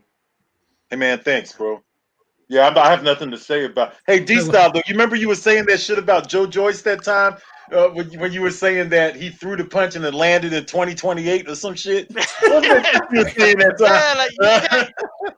I'm not gonna be the dude sweeping the ring after a Joe Joyce fight. That's just a punch to the land any moment. You know what I mean? It's still on its way.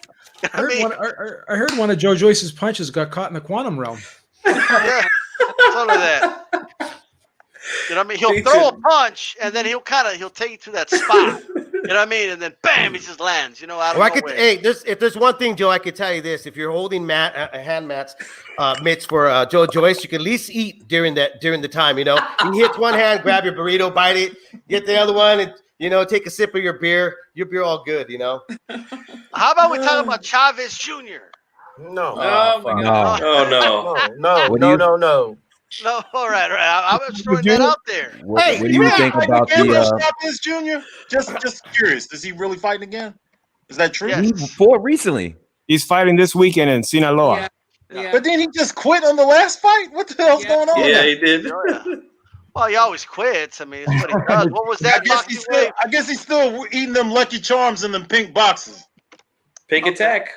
Bro, he's wearing high heels now.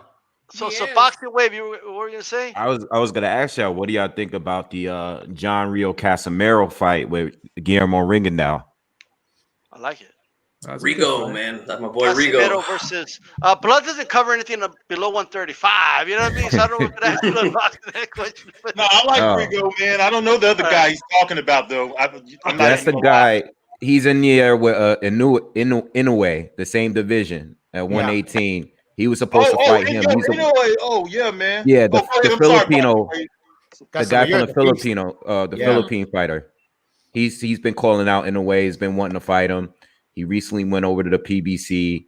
I think Rigo is fighting with the PBC right now. I'm not sure. He is. He has been his last couple fights. Right? Yeah. So I think that's a good fight. I mean, if Rigo has anything left, we'll see it in this fight, because this is a tough fight. This guy can knock you out He's not as good as of a boxer. Like technically, he's not. Right. But I mean, it should be a good fight. Like I hope they make that fight.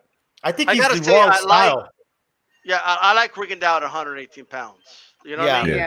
I like him there. I wouldn't mind seeing a Nonito Donaire rematch. Actually, that's another fight that could Yeah. happen. I know Right. Donaire's fight with Obali got rescheduled, but if Yeah. Donaire wins that, hey, let's do it again. But I gotta tell you, the one I really want to see, Rigondeaux against Monster Inoue. Oh, yes. That could be a big coming out party for Monster, for the fans Well, if that he, don't follow like the little guys. You know what I mean? yeah, That could be a coming out party for him with that fight. if he wins, if he wins the fight, then we could hopefully get that fight. You know, if he wins. But if Casemiro wins, I want to see that fight in a way too. You know. Oh Hey, yeah. Carlos, tell us of a Puerto Rican fighter we should look out for in the lower weight classes, man. Orlando Capu Gonzalez, 126 pounder. All right. Okay. So he's a real deal. He's you know. I believe he is. I really do believe he is. I know it's a tough weight class. He's signed with Top Rank. As a matter of fact, his cousin is Henry Moncho Lebron, and Henry Moncho Lebron fights in the 130. He's like a throwback boxer. Henry Lebron is. You know, it's like one of the throwback old school boxers. But Orlando Capu Gonzalez, man, I really like a lot, man. He's got every. That, you know, before when everybody was calling Lomachenko the Matrix, I said he ain't the real Matrix. Capu Gonzalez is. That's how I feel about him. Oh wow, that's big shoes to fill. All right. He doesn't fight like him, but you know that to me is he just has every tool in the bag, man. Orlando Gonzalez, you look him up on Box, Rick. Gonzalez. Okay. Oh, looking him up for sure. Hey, B, talk to us, man. Let's end it with this segment. Let's talk a little bit about Duran versus Ray Leonard. All right, the rematch. All right, we got some time to talk about it. You know, what do you remember? Because I'm going to ask all the old dudes here. You guys remember everything. You were there. I wasn't even born yet. So, B, like you were like in high school, right, or like in college or something when that fight happened. Well, the interesting thing about the fight was after the first fight, everyone was talking about like how bad Ray Leonard lost or what. Like it was like crazy that Ray Leonard lost this, you know, the first fight. But the fight was very close. It was razor close, and it was a very entertaining fight. Yep. And you know, Ray Leonard was always the type of guy who was able to really. He was the guy that could always control the fight, not only inside the ring but outside the ring. He was the master manipulator. He had the type of tactics outside the ring. Like even when he fought Marvin Hagler, he kind of goaded Marvin Hagler into kind of boxing him. During the press conference, he would say, "Oh, Marvin's a very underrated boxer. He's not just a slugger. This guy can really box too." But Duran kind of flipped the script on him in that first fight, and he just got in his head, and he made Ray Leonard less of a boxer and more of a brawler in that fight. So psychologically, going into that rematch, it was quite, you know, people questioned if Ray Leonard had the confidence, if he lost his confidence, he was going to be the same fighter in the rematch. So these were all the questions that were being asked.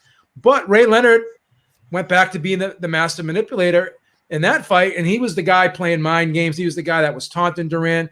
He was the guy that was just sticking and moving. So Ray Leonard really showed how versatile he was as a fighter, because, you know, we've seen him go in there. Even with Tommy Hearns. Tommy Hearns was outboxing him. So what did he do? He took the fight to the inside. He started ripping the body, got in his chest, and he really tried to outfight him, and he was able to knock him out because he outfought him, not outboxing him. So this is just a testament to how Ray Leonard was so versatile. Sometimes he could box when he had to box, and he could fight when he had to fight. But in this fight, he knew that boxing was the way to go. So he put on a masterful performance. And you know, he also said too that he knew Duran blew up in between in between fights.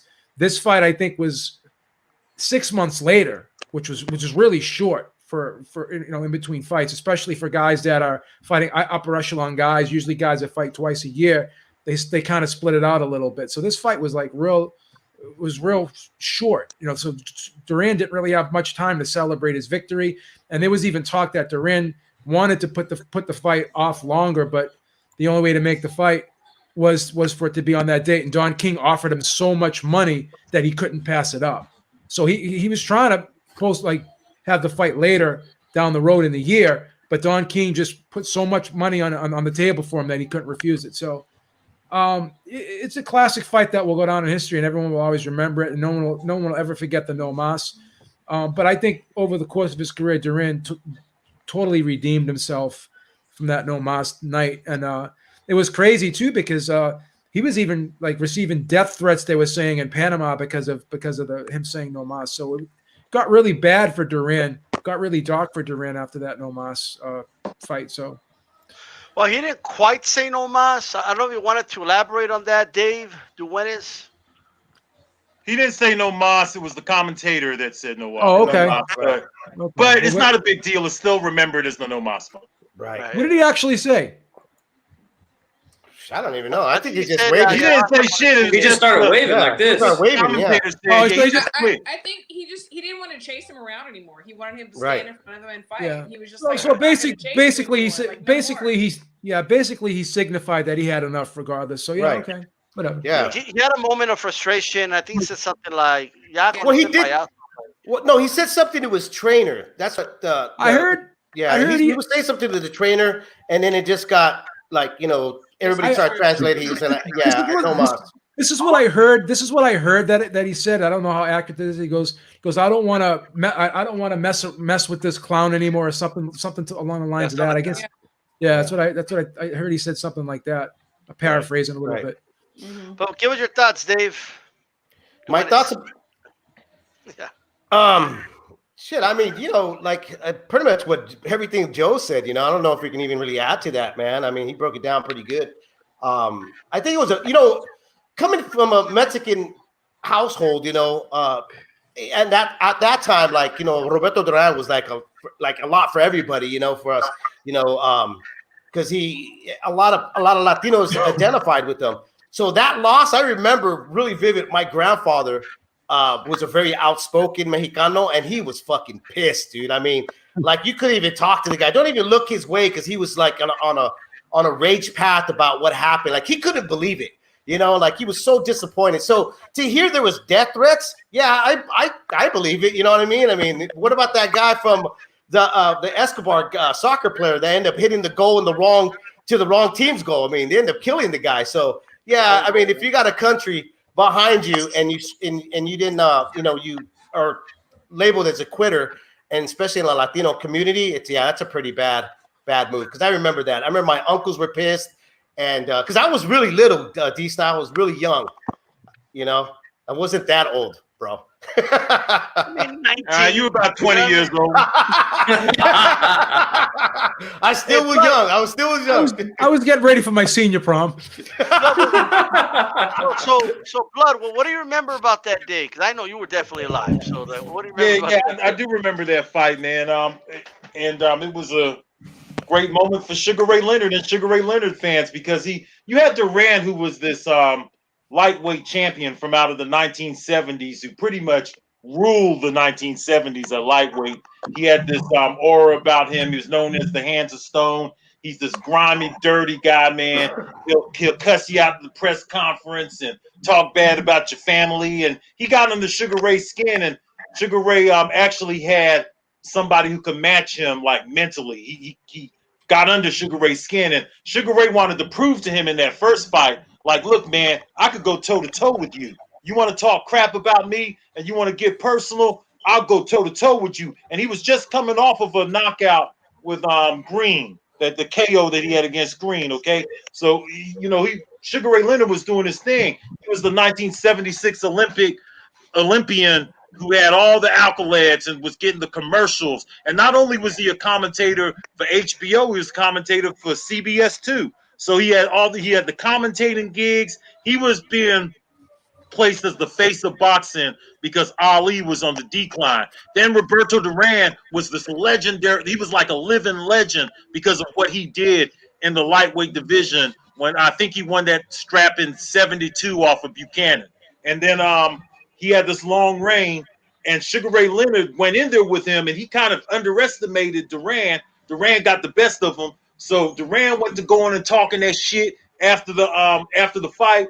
He went, like Kurt said in the in the chat. He went and got his favorite meal, but he went to talking that shit, and he kept it personal with Sugar Ray Leonard. So Sugar Ray Leonard said, "Okay, the next time we get up, I want this fight again immediately." And when they got that fight again, Sugar Ray Leonard used his foot speed. He used a lot of movement. He didn't engage with Duran like he did the first time. He just embarrassed him and beat him up until he decided he was going to quit. And he turned his back, and Leonard, it was bad. And he brushed him off. He turned his back. He threw his hand and brushed off Leonard, and Leonard let him know, "Hey, you want to keep this smoke going or what?" And it was over.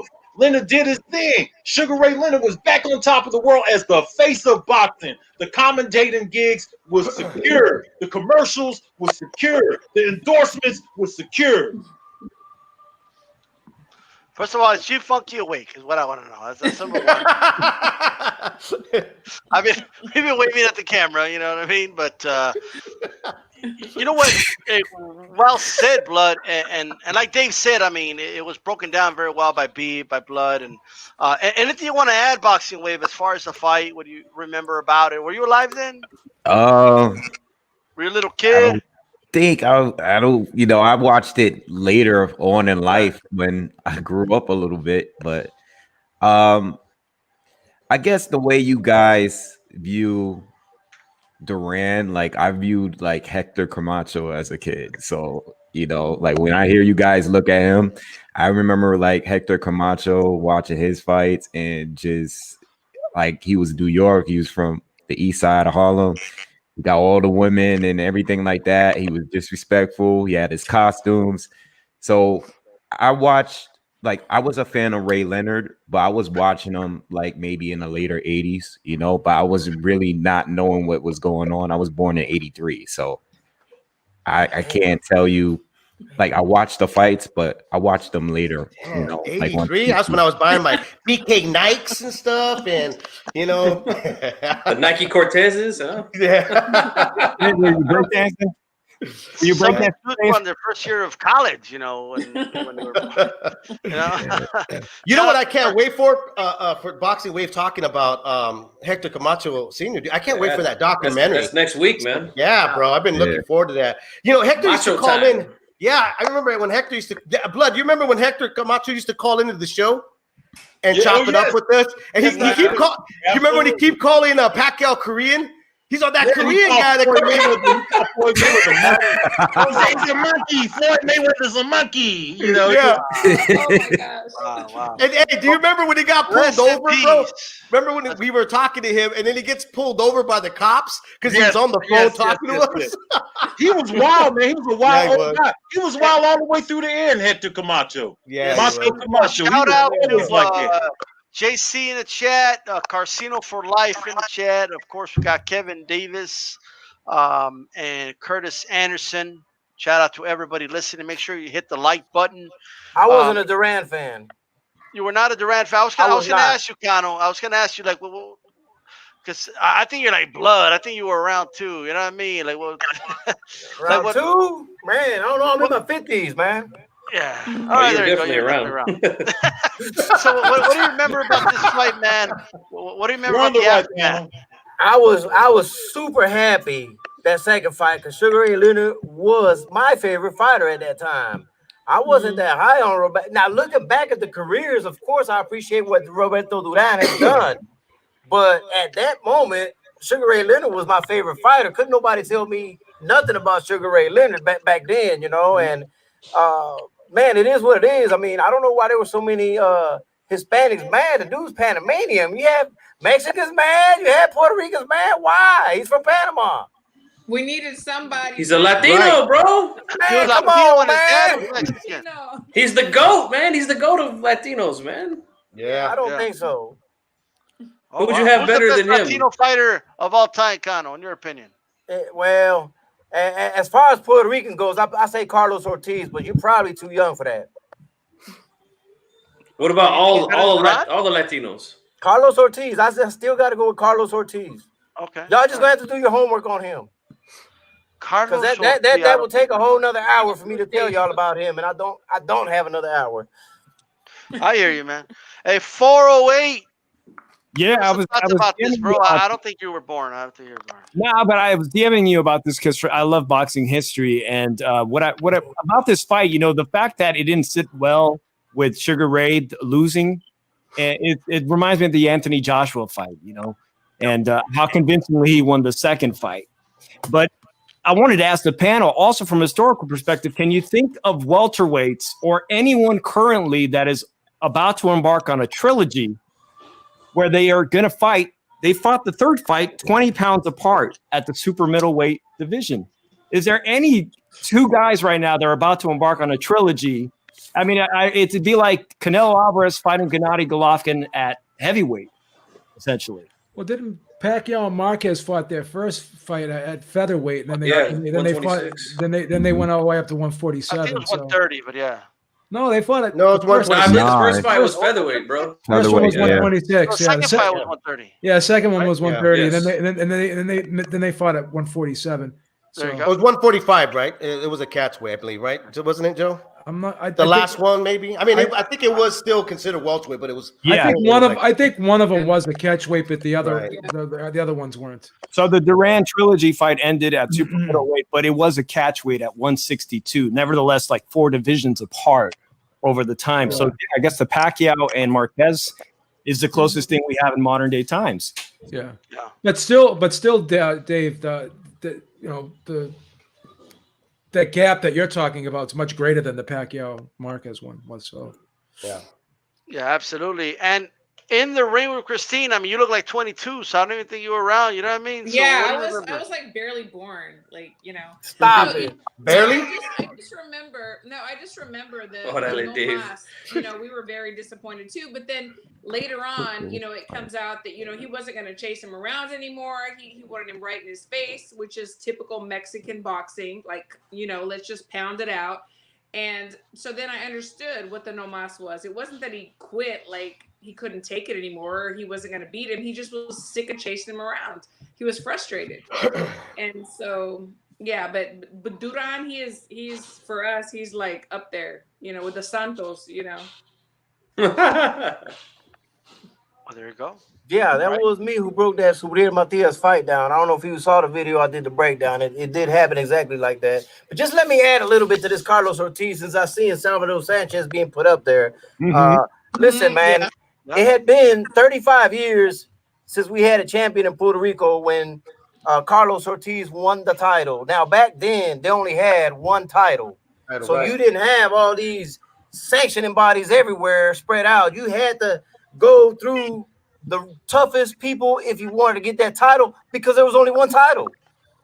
Well, he was And- actually the guy who was at the top when they actually had the split with the WBA and the WBC. Right. Carlos Ortiz was the guy that was in place back then, in the early '60s. I know him. I actually know his career because I've been looking into him some. Yeah, they had some Yeah, later on. Great Watch a fighter. lot, yeah. Great fighter. Yeah, great fighter. Watched a lot of his fights and stuff, you know. Yeah. I think it's just on whoever you're like, you know, I mean, I think it's argumentable, like, you know how you said that's who you believe is the greatest Latino fighter. Sure. I mean, you know what I mean? I think even younger guys I hear, they'll go Julio Cesar Chavez Sr. And I'll be like, really? Like, okay.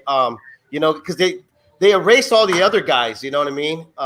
Like even Mexican-American fighters, I hear like people, Oscar De La Hoya, but nobody mentions like Bobby Chacon or Danny Little Red Lopez or any of the guys before that, you know?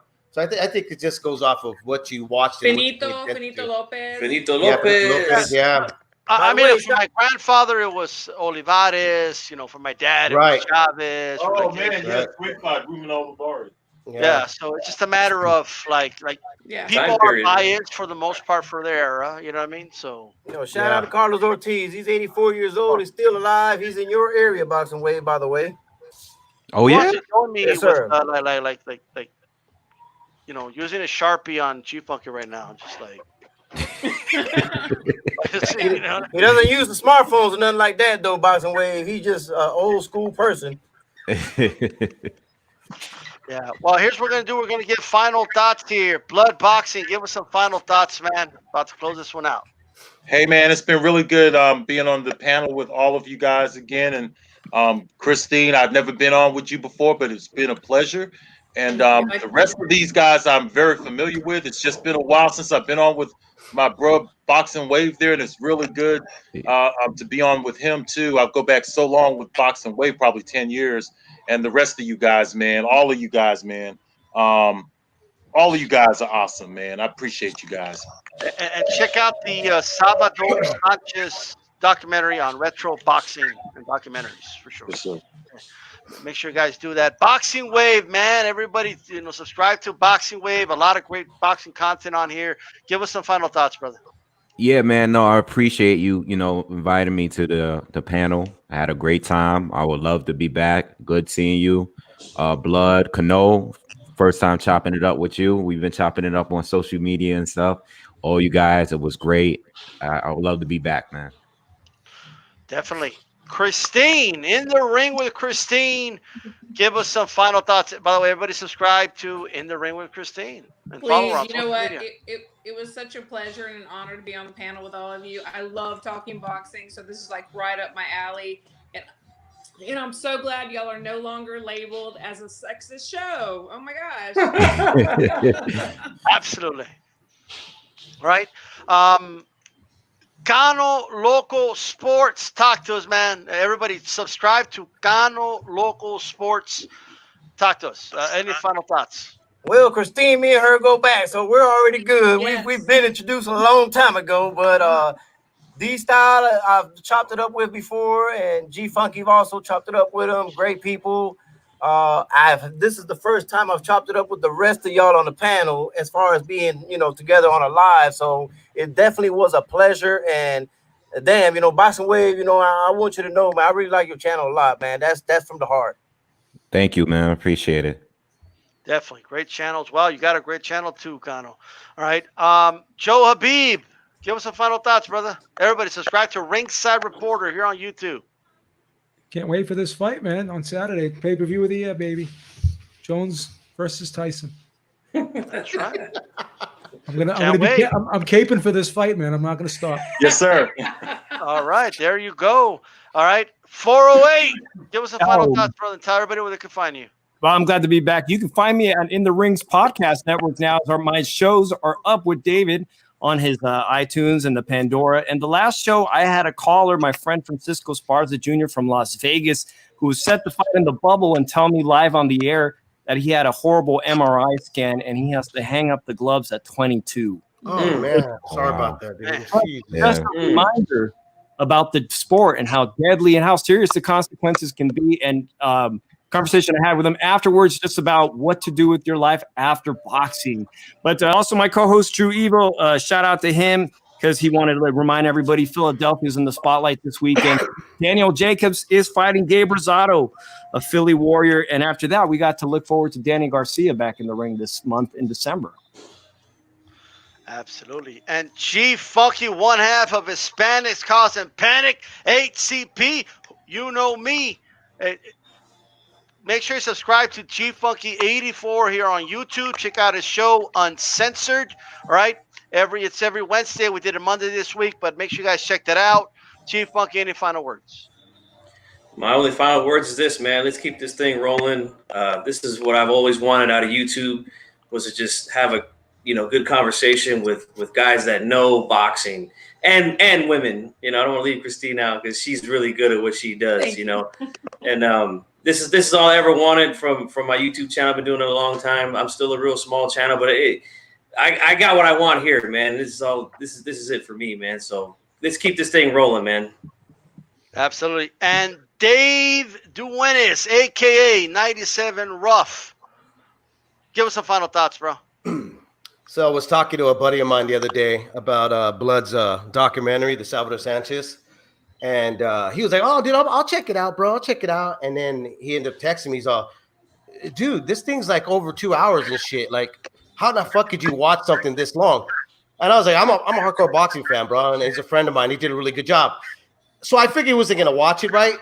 An hour later, he's like, "Dude, this is some really good shit. I'm stuck on it. I'm having a couple of beers watching it, So, and then they end up then like I see him at work at one of my job sites, and he's like talking about and I go, "Hey, I thought you said this was like too long to sit that you couldn't sit down." He's like, "Oh, bro, I got stuck in," and he's not even a boxing fan, which was Oh really man, great. I'm glad to hear that. Actually, Sugar Hill posted it on. He tweeted it out, man. So I I'd like saw to that, thank dude. you. Yeah, Yeah, I've seen that too. Yeah.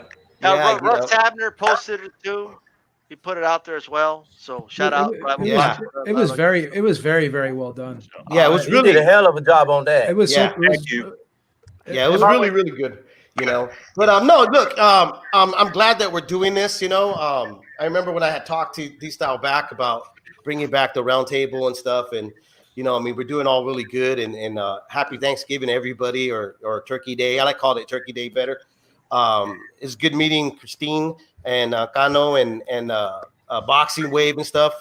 Hope we could do it more, and then hopefully we can get you guys on the Leaving Ring rotation as well, man. You know. Share the love with everybody, you know, get everybody's voice out there. Because I think that, you know, I remember when we start the whole YouTube thing, I remember I used to tell everybody, we have a lot stronger voice than people that believe in, you know, a lot stronger than a lot of the media guys and stuff. And it's starting to show. It really is starting to show. Most definitely, man. Hey, check this out here. I just want to show everybody. Look at these notes. All right, hold on. You're showing Christine, no, you were. I know. Look at Thank these you. damn Thank notes. you. Okay, Those keep some your hell of shit a in note order, right there, okay? bro. Half of these are for Dave. You know what I mean? Just trying to keep shit in order. But with that said, I want to thank everyone that tuned in. If you're listening on archive, don't forget to hit the like button. If you're listening on the Leave It in Rain Network on Apple, make sure you give us those 5 stars. If you're listening on Pandora, welcome. Okay, and make sure you subscribe to all the YouTube channels that you heard here today. This is D-Style Boxing. Keep it boxing. And we're out of here. Peace.